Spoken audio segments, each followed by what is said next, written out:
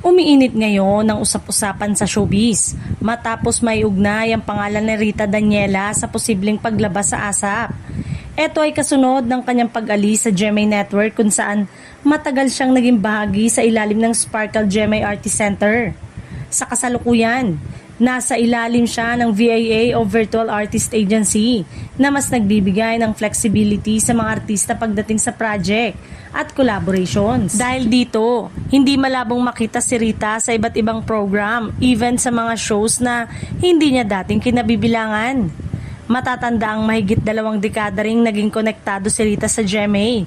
Kaya naman kung tuluyang tatahak sa panibagong landas, isa itong malaking hakbang sa kanyang karir bilang performer. Ayon sa ilang insiders at kumakalat na chismis online, mas pinili umano ni Rita ang ASAP bilang isa sa mga posibleng platform niya. Dagdag pa rito, kilala ang ASAP bilang isang programa na bukas sa collaboration, lalo na sa mga artistang mula sa iba't ibang network at management. Kaya naman, kung may proyekto o guesting opportunity, posible talagang mapanood si Rita sa nasabing show.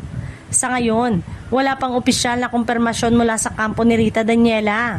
Gayunpaman, patuloy ang excitement ng fans sa kung ano ang susunod na hakbang ng singer-actress sa kanyang panibagong journey sa industriya.